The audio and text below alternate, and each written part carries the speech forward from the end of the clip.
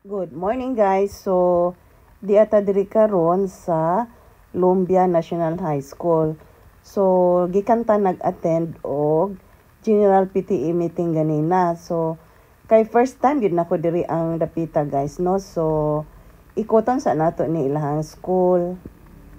Bani ko ninyo guys. Sorry ginagmay. Bali humana gyud ang General PTA meeting guys dayon. Ang mga na-elect na officers last time sa classroom meeting, sila ang nagpabilin dito kay mag-elect na pod sila og kinsa ang is PTA, something like that. Tapos ayan, sulod ka.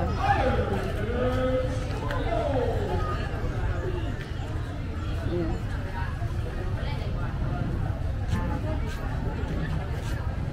Dagan mga building, mga classroom. Tama dito sa Luyo. Dayon diha. Mana siya ang stage. Nadi ang stage o ang nito. Hello, nay aso. Building. Kodako biya siya. Di kami nag General PTA meeting ganina.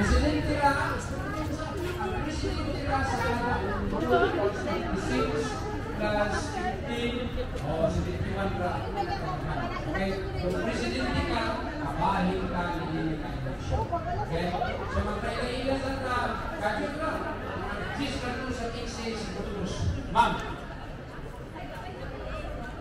Ako talaga mauna.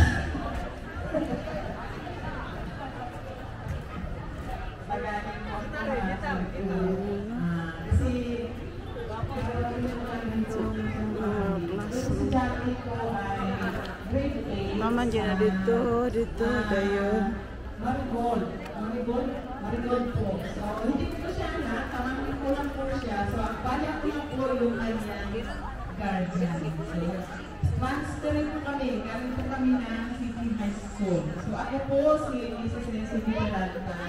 At, ulitin ko po, ang itong January ang kanyang guardian. So, hindi na buot mo. Hindi na galit ko mo.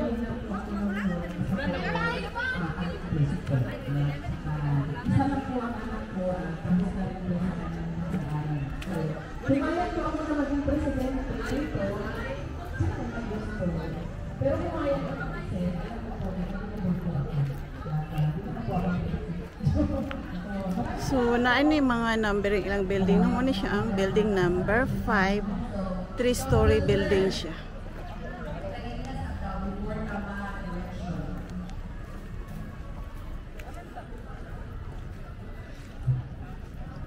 Dito tagikan niya na layo-layo na kay luag-luag mo yun siya. No?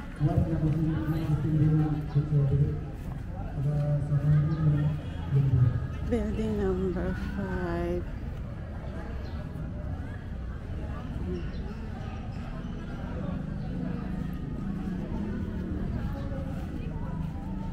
Recycle, nice siya. Ni-recycle nila ang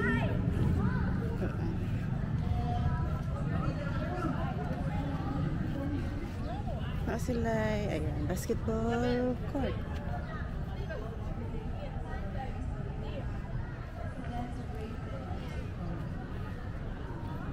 Dayon, mani ang I love Lumbia High School.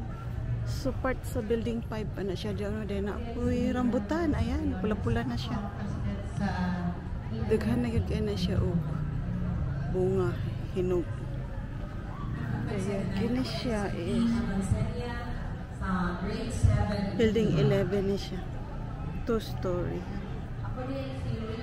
Building 11. Grade 7 garden. President of grade 7 garden. Yan guys lang mga mangga, mga prutas. Another rambutan na po siya o. Rambutan. Dahan po bunga. Diya ta ganina, diya tagikan ganina. At bang. Nag-meeting ang mga officer. So, ayan. Mga classroom na po na. Dito ang school canteen. Then, kini siya is building number 14. 4-story building siya. Mga classroom lang gyapon ni siya. Oh, 4-story building. Ayan.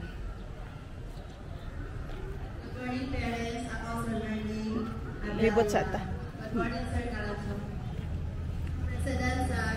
Ayun. Nari ang school canteen 2. Lah, basi na ay school canteen.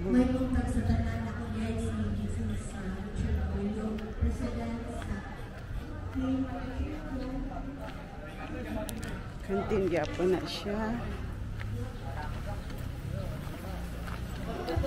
Other than that, napag yung mga building sa likod.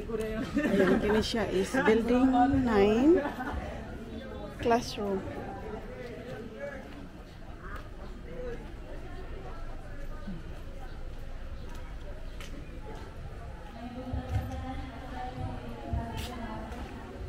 Sa likod, ayan. Luag-luag yun siya. Then, ano po siya, another building, 3-story building, number 13. Ayan. Dako siya. Ayan, kini siya is, una pa yun dito sa likod. Diretsoon sa nato.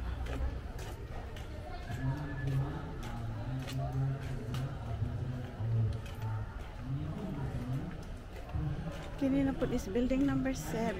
3-story building lang gyapon ni siya. Ayan, 3-story building.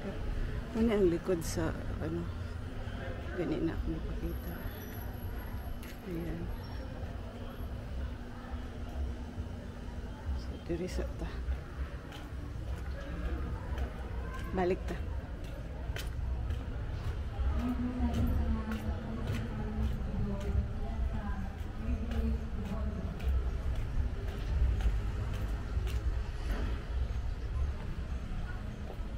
Ayan, muna siya akong ipakita kanina ang building, oh.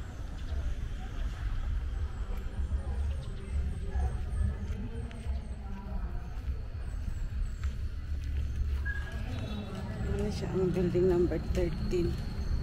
Oh. Taman yun na siya dito. Hindi na tama dito sa tumoy. Sa likod, mapod na siya ang building number 7.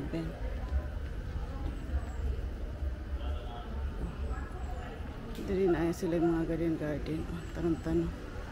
Building number 7. 3-story. Tama na po na siya dito sa... Ayan, layo kayo. Tumoy. Sige, lakaw ta. Lupat na.